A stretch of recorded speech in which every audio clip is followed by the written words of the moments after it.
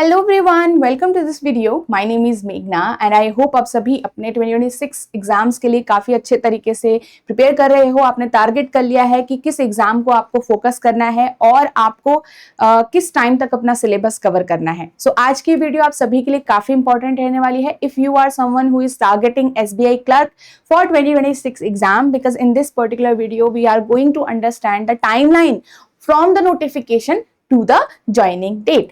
यहाँ पे ये जानना बहुत जरूरी हो जाता है कि नोटिफिकेशन किस मंथ के अराउंड आएगा।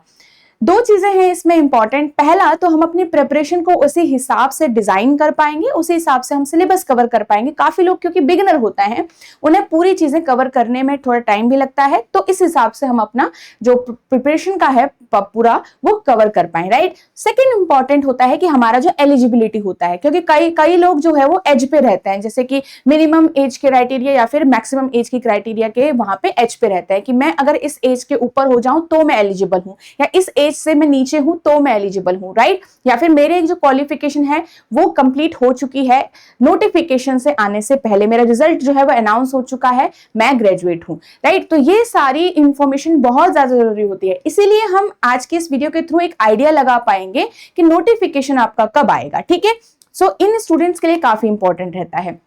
सो वन बाय वन किन पॉइंट्स पे बात करेंगे। सबसे पहले तो हम समझेंगे कि क्या एक्सपेक्टेड नोटिफिकेशन डेट हो सकता है 2026 के लिए। एंड रिमेंबर गाइस, ये सारी चीजों में आपके साथ डिस्कस करूंगी 2025 के साइकिल के हिसाब से, ओके। तो यहाँ पे फिर हम समझेंगे नोटिफिकेशन से प्रीलिम्स के बीच में कितना गैप रहता है, कितना हमें टाइम मिल सकता है, जानना जरूरी है, ठीक है। कितना टाइम आपको मेंस और प्रीलिम्स के एग्जाम के बीच में होता है, और उसके बाद मेंस का एग्जाम हो गया तो आपका यहाँ पे फाइनल रिजल्ट कैसे और कब डिक्लेयर होता है। साथ ही यहाँ पे मेडिकल कब होता है, डीवी कब होता है, और ज्वाइनिंग आपकी किस तरीके से होती है, इन चीजों पे और कब होती है, कितना टाइम इनके बीच में लगता है, प्रॉपर आपका यहाँ से लेकर यहाँ तक के साइकिल में कितना समय लग सकता है, इस पे हम बात करेंगे। और ये बहुत इंपॉर्टेंट होगा उन स्टूडेंट्स के लिए जो 2026 के लिए प्रिपेयर कर रहे हैं, और ये मेन टारगेट है आपका आपके मन में, ठीक है। So before starting this video, very important information guys, अगर आप बिगिनर हो और आपको ये समझना है कि एग्जाम में कैसे क्वेश्चंस आते हैं, क्या लेवल रहता है, तो ये ई बुक आपको हेल्प करेगा। इस ई बुक के अंदर आपको मेमोरी बेस्ड पेपर मिलेंगे विद देयर आंसर कीज, और ये सिर्फ एक एग्जाम्स के लिए नहीं है, ये आपके SBI PO क्लर्क हो गया, RRB PO क्लर्क और IBPS PO क्लर्क के प्री प्लस मेंस की आपको मेमोरी बेस्ड पेपर्स मिलेंगे कुछ ईयर्स के, और साथ ही उनकी आंसर कीज। इसी वीडियो के डिस्क्रिप्शन में इसका लिंक गिवन है, और ये कंप्लीटली फ्री है गाइस। इसी वीडियो के डिस्क्रिप्शन में जाके आप डाउनलोड कर सकते हैं इनको लिंक के थ्रू, ठीक है। चलिए आगे बढ़ते हैं। यहाँ पे मैं फर्स्ट आपको 2025 का साइकिल समझाने का ट्राई करती हूँ, क्योंकि अभी अभी इसके जो है आपका मेडिकल वगैरह चल रहा है, रिजल्ट अभी कुछ टाइम पहले ही यहाँ पे आया हुआ है। तो साइकिल जब हमारा स्टार्ट हुआ था पिछले साल 2025 के अंदर, 2 बार नोटिफिकेशन तो आया था, 2 बार पेपर मतलब हुआ था आपका, बट हम बाद वाली बात करें जो हमारा जो अगस्त के टाइम की बात है, ठीक है, लास्ट। तो नोटिफिकेशन आपका आया था 5 अगस्त, और हमारा एप्लीकेशन स्टार्ट हुआ था गाइस 6 अगस्त से लेकर 26 अगस्त के बीच में जो आपके एप्लीकेशन है वो हुआ था। तो मेजरली आपको 20 दिन का अराउंड 20 डेज का टाइम मिलता है, जिसके अंदर आप अपना जो एप्लीकेशन है वो एप्लीकेशन फॉर्म फिल कर सकते हो कंप्लीट, ठीक है। उसके बाद आपको यहां तक फिल करना है, और उसके कुछ समय बाद आपका प्रीलिम्स जो हुआ था वो 20 to 27 के बीच में हुआ था, मतलब मल्टीपल शिफ्ट्स के साथ मल्टीपल डेज में आपका प्रीलिम्स का एग्जाम होता है। तो यही आप नेक्स्ट ईयर के लिए भी एक्सपेक्ट करोगे। साथ ही आपका जो प्रीलिम्स का रिजल्ट है वो अक्टूबर में आया था। अब यहाँ पे आप देख सकते हो, यहाँ के साथ साथ आप ये भी देखिए कि कितना समय लग रहा है, ठीक है। आपका 20 to 27 के बीच में आपका सितंबर में रिजल्ट आ रहा है। तो याद रखिएगा, ये जो रिजल्ट है ना प्रीलिम्स का, वो उस हिसाब से आता है जिस हिसाब से आपका मेंस का टाइम है। तो यहाँ पे 10 नवंबर के आसपास आपका रिजल्ट आया था, ठीक है, 10 नवंबर के आसपास। पहले डेट्स कुछ और थी, बाद में आपका 21 नवंबर को पेपर हो गया था मेंस का। तो यहाँ पे अगर मैं बात करूं, प्रीलिम्स हो गया है 27 को और 21 नवंबर को, तो लगभग आपके पास पूरा यहाँ पे 1 से 1.5 महीने का टाइम है, ठीक है। 1.5 महीने का आराम से आपके पास टाइम यहाँ पे है, ठीक है, 1.5 से 2 महीने का। तो अब यहाँ पे क्या होता है, कई लोग क्या करते हैं, प्रीलिम्स के रिजल्ट का वेट करना स्टार्ट कर देते हैं, जिसकी वजह से उन्हें समय कम मिलता है, क्योंकि वो समझ नहीं पाते हैं कि भाई हमारा जो रिजल्ट होता है ना, रिजल्ट से लेकर आपके मेंस के दिन, मेंस में जो अभी आपका ट्रेंड चल रहा है 10-12 दिन पहले ही रिजल्ट अनाउंस होता है। मेंस अगर मेरा 20 को है तो हो सकता है 10 तक आपका रिजल्ट अनाउंस हो, तो यहाँ पे आपका ज्यादा गैप नहीं होता है। तो ये चीज सबसे ज्यादा इंपॉर्टेंट है कि आपको 10 से 15 दिन का ही यहाँ पे एक जो ट्रेंड है वो लेके चलिए आप, ये मिलता है, ठीक है। फिर आपका मेंस का हो गया, तो मेंस का जो रिजल्ट है काफी टाइम बाद हमारा अनाउंस हुआ था, नवंबर में जाके हमारा पेपर हो चुका था, बहुत टाइम से वेट कर रहे थे। तो आपका जो मेंस का रिजल्ट आया, क्योंकि यही फाइनल होता है, यहाँ पे कोई इंटरव्यू होता नहीं है, तो यह आपका फाइनल होता है। 27 फेब को आपका रिजल्ट अनाउंस हुआ था, ठीक है। तो लगभग अगर मैं बोलूं तो दिसंबर, जनवरी एंड फरवरी भी लगा लो, पूरा 3 मंथ्स के बाद आपका यहाँ पे जो है रिजल्ट अनाउंस हुआ था, ठीक है। नेक्स्ट यहाँ पे आपके रिजल्ट के बाद जो आपका डीवी मेडिकल वगैरह के लिए आपको बुलाया जाता है, बताया जाता है कि ये टेस्ट आपको करवाने होते हैं, एलपीटी आपका होता है, ठीक है। तो इसमें आपका मार्च का मंथ आपका लग जाएगा, और उस हिसाब से ज्वाइनिंग जो है वो मार्च और अप्रैल के बीच में आपकी हो जाएगी। इसके थ्रू आपको पता चल जाता है कौन सी ब्रांच और कहाँ आपको जाना है, कहाँ आपको पोस्टिंग मिल रही है। तो अब यहाँ से मेन तो टारगेट हमारा ये जानना कि कितना टाइम हमें लगता है। तो अगस्त से आपका साइकिल स्टार्ट हुआ था, ज्वाइनिंग आपकी मार्च से लेकर अप्रैल के बीच में, अप्रैल फर्स्ट वीक के हिसाब से आप चलाओ तो आपका 8 to 9 मंथ्स का समय यहाँ पे लगता है गाइस, ठीक है। अब ये 8 to 9 मंथ्स का जो समय है वो आप माइंड में लेके चलिए कि हो सकता है ये मतलब यही आपका रहता है, ज्यादा डिफरेंस नहीं होता है, ठीक है। तो ये जो साइकिल है आपका नेक्स्ट ईयर के लिए भी रहेगा।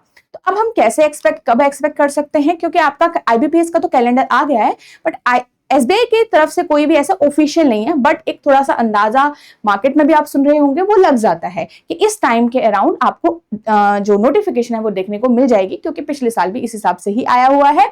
इस साल भी आपको जून जुलाई के आसपास दिख जाएगा, क्योंकि पहले एसबीआई पीओ भी आएगा, फिर क्लर्क आएगा, फिर बाकी एग्जाम्स भी आपके आएंगे, ठीक है। तो नोटिफिकेशन जून जुलाई के बीच में आप लगाइए, तो एक मंथ मैं यहाँ पे पकड़ के चल रही हूँ कि जुलाई, ठीक है। जुलाई 2026 में हो सकता है कि हमारा जो नोटिफिकेशन आपको देखने को मिल जाएगा एंड तक।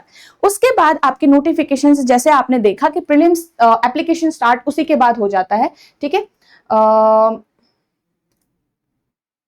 यहाँ पे नोटिफिकेशन जो है वो जुलाई में, अगर मान लो एंड में आएगा तो एक दिन बाद ही आपका एप्लीकेशन स्टार्ट हो जाता है। तो जुलाई और अगस्त में ही यहाँ पे हम लिखेंगे, ठीक है। जुलाई से अगस्त तक आपका जो देखो, क्योंकि 20 दिन का टाइम मुझे मिल रहा है, तो जुलाई से अगस्त के टाइम तक आपको यहाँ पे एप्लीकेशन फॉर्म फिल करने का समय मिलेगा। उसके बाद अब यहाँ पे आपने देखा जब मेरा एप्लीकेशन खत्म होता है 26 से लेकर 27 सितंबर, मतलब एक महीने का टाइम आपको यहाँ पे दिख रहा होगा प्रीलिम्स तक। जो लास्ट डेट है उससे बोल रही हूँ मैं, लास्ट डेट टू आपका प्रीलिम्स का लास्ट डेट, उसके बीच में आपका 1 मंथ के अराउंड आपको टाइम मिल रहा है। तो यहाँ पे भी यही लेके चलिएगा कि आपकी नोटिफिकेशन खत्म होने तक, मतलब रजिस्ट्रेशन खत्म होने के बाद सितंबर के आसपास एंड में, अक्टूबर के फर्स्ट वीक में आपका उसके हिसाब से ही पेपर हो जाएगा। तो 1 मंथ का टाइम आप यहाँ पे भी लेके चलिए। जनरली ऐसा ही होता है गाइस, 25 से 30 दिन के बीच का आपको टाइम मिलता है, ठीक है, last date to prelims examination. And उसके बाद आपका क्या होता है, प्रीलिम्स का रिजल्ट। अब मैंने जैसे बताया प्रीलिम्स का रिजल्ट, प्रीलिम का पेपर कब हुआ है उसके बाद जो है एक्सपेक्ट नहीं किया जा सकता। आप ये देखो कि आपका मेंस का एक्सपेक्टेड डेट क्या है, उसके पहले आपको कितने दिन पहले मिलेगा, ठीक है। ये आप लगाओगे अंदाजा तो आपके लिए ज्यादा बेटर रहेगा, क्योंकि यहाँ पे जैसे मेंस अगर मेरा नवंबर हो रहा है, मान लो 15 नवंबर को मेरा मेंस का पेपर है या 10 नवंबर को मेरा मेंस का पेपर है, तो मेरा रिजल्ट कब अनाउंस होगा, मेरा 30 अक्टूबर को हो सकता है। 25 के बाद से लेकर 30 अक्टूबर तक मेरा रिजल्ट यहाँ पे अनाउंस होगा, ठीक है। तो उस हिसाब से ध्यान रखिएगा कि यहाँ से प्रीलिम्स रिजल्ट से लेकर मेंस के बीच में आपको 10 से 15 दिन का ही टाइम मिलेगा, इसलिए आपको पहले से कवर करनी होती है चीजें, रिजल्ट का वेट नहीं करना होता है, ठीक है। तो यहाँ पे आपका मेंस का जो रिजल्ट आएगा फिर कुछ टाइम बाद आएगा, ठीक है। दिसंबर एंड या जनवरी तक आपका रिजल्ट जो है वो आ जाएगा, ओके। दिसंबर या जनवरी के बीच में आपका रिजल्ट जो है वो आ जाएगा।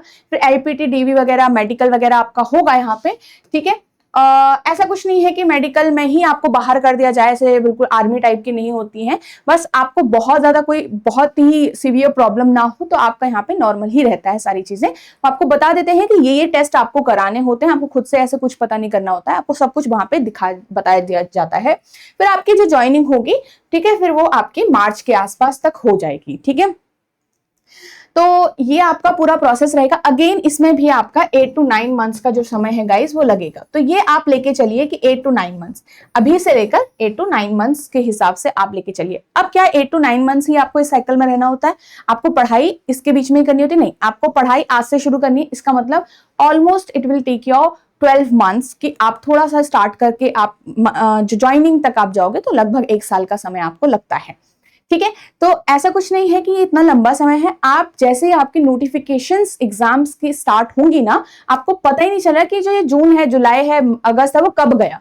ठीक है, तो इसीलिए पहले से शुरू हो जाइए और सारे जो सिलेबस है उसे कवर करके प्रैक्टिस इतनी रख लो कि आप प्रीलिम्स तक के लिए रेडी हो एटलीस्ट। ठीक है, तो ये चीज रखिएगा। ओके, एंड कहाँ से प्रिपेयर करना है, कैसे कर सकते हो, फर्स्ट आप यहाँ पे हमारा यूट्यूब चैनल सब्सक्राइब कर सकते हो अगर आप न्यू हो अभी तक इस चैनल पे। यहाँ पे आपको डिफरेंट चीजें मिलेंगी। अभी आपके लिए SBI PU के लिए वीडियोस आ रही हैं, तो वो आपकी क्लर्क के लिए भी यूजफुल रहेंगी गाइज, तो वो आप कंसिडर कर सकते हो। ऑलरेडी आपका वीडियोज हैं जो पहले की भी हैं, वो भी आप यहाँ पे कंसिडर कर सकते हो, जिसमें मैंने आपको डिफरेंट रीजनिंग के चैप्टर्स को कवर कराया गया है। वो आप एक बार देख सकते हो वीडियोस को। ठीक है, और अभी भी आपका जो चल रहा है प्रेजेंट में, उन्हें आप कंसिडर कर सकते हो। आपको प्लेलिस्ट यहीं पे मिल जाएगी SBI की। ठीक है, साथ ही अगर आपको किसी कोर्स के थ्रू, अभी आपने कोई प्लेटफॉर्म नहीं चूज किया हो, किसी कोर्स के थ्रू आप प्रिपेयर करना चाहते हो कि बेसिक से लेकर सारी चीजें मेरी मेंस तक कवर रहें, और मेरा प्रीलिम से लेकर अगर मैं PO के एग्जाम्स दे रही हूँ तो मेरे इंटरव्यू तक का यहाँ पे कोई मुझे गाइड कर पाए, तो ये बैंकिंग एग्जाम्स महापैक आपके लिए काफी यूजफुल रहेगा, क्योंकि इसके अंदर आपके 6 एग्जाम्स पूरा आपको हेल्प करेगा इस 6 एग्जाम्स के लिए। और ये सारी ही चीजें आपके इसके अंदर कवर्ड है, चाहे वो इंटरव्यू हो, डिस्क्रिप्टिव इंग्लिश हो, आपके full length mock test, mini mock test, topic wise test, आपके प्री से लेकर मेंस लेवल के लिए क्वांट, रीजनिंग इन इंग्लिश का आपको यहाँ पे कवर्ड रहता है। वीडियोस भी रहती हैं, रिकॉर्डेड वीडियोस आपको यहाँ पे मिल जाएंगी। करंट अफेयर्स भी आपको मिलेगा, मंथली कंपाइलेशन विद MCQs आपको यहाँ पे प्रेजेंट रहता है। ओके गाइस, तो ये सारी ही चीजें हैं, इसको आप देख सकते हो। और एनरोल कैसे करोगे, इसी वीडियो के डिस्क्रिप्शन में आपको इस कोर्स का लिंक मिल जाएगा। साथ ही आप edutap.in वेबसाइट भी विजिट कर सकते हो। वेबसाइट अगर आप विजिट करोगे तो लेट मी शो यू कि आपको कैसी चीजें दिखेंगी। ये आपकी वेबसाइट है edutap.in, और यहाँ पे से आपने बैंकिंग कोर्सेज पे जाना है, और उसके बाद यहाँ पे आपको एक कोर्स दिख गया। ठीक है, तो ये आपको पूरा है। अगर आप RBI के लिए भी टारगेट करना चाहते हो नेक्स्ट ईयर के अंदर, तो आपको अलग अलग कोर्स लेने की जरूरत नहीं है। आप एक कॉम्बो कोर्स ले सकते हो, जिसके अंदर आपका बैंकिंग भी है, RBI भी है। RBI का फेज 1 और 2 आपका कवर्ड हो रखा है इसके अंदर, और जितनी चीजें बैंकिंग की हैं वो आपको यहाँ पे भी अवेलेबल होंगी। आप इसमें नो मोर पे जाके और इन्फॉर्मेशन ले सकते हो, बाय नाउ पे जाके आप एनरोल कर सकते हो। ठीक है, और ये सारी ही चीजें हैं, और वैलिडिटी भी आप अपने हिसाब से इसके अंदर गाइस चूज कर सकते हो। तो this is the course which is going to help you, and यहाँ पे आपको कंप्लीट मेंटरशिप भी मिलता है जब तक आप यहाँ पे कोर्स के अंदर रहते हो। Okay, so thank you so much, and I hope ये वीडियो आपको हेल्प करेगी अगेन एक जनरल आइडिया लगाने के लिए कि आपका नोटिफिकेशन से लेकर आपका ज्वाइनिंग तक को कितना समय लग सकता है, जिसके हिसाब से आप ये प्लान कर पाओ कि आप एलिजिबल रहोगे कि नहीं रहोगे। सबसे पहले तो 2026 के एग्जाम के लिए, क्योंकि कई लोग छोटे होते हैं एज में, कई लोग बड़े हो जाते हैं, मतलब 28 का जो हमारा मैक्सिमम एज है जनरल EWS कैटेगरीज के लिए, वो उनका चला जाता है। तो इस वजह से थोड़ा सा ध्यान में उन्हीं लोगों के लिए प्रॉब्लमैटिक रहता है। बाकी तो आप जो भी 20 से लेकर 28 साल के बीच में हैं जनरल EWS कैटेगरी के लिए, उनको इतना ज्यादा सोचने की जरूरत नहीं है। बट यस, आपको ग्रेजुएट रहना पड़ता है और एलिजिबिलिटी क्राइटेरिया चेक करना पड़ता है। That's why we are discussing this. ठीक है, सो आई होप आप अच्छे से प्रिपेयर करोगे 2026 के लिए एग्जाम के लिए। और बट चीजें ध्यान में रखना कि आपको कॉन्फिडेंट ही रहना पड़ता है, पॉजिटिव ही रखिएगा। यहाँ पे बहुत सारी चीजें होती है कि बहुत सारे जो होते हैं एग्जाम्स नहीं निकलता हर किसी का, राइट, बट आपको उस माइंडसेट में होता है कि कैसे जो दूसरा है उसका एग्जाम निकल रहा है, वो क्या चीजें कर रहा है। सिर्फ इसमें पढ़ाई इंपॉर्टेंट नहीं है, बहुत सारी इंपॉर्टेंट चीजें हैं, आपको मेंटली भी प्रिपेयर रहना पड़ता है चीजों के लिए। ठीक है, तो उसको भी स्ट्रांग बनाइएगा। So thank you so much and all the best guys.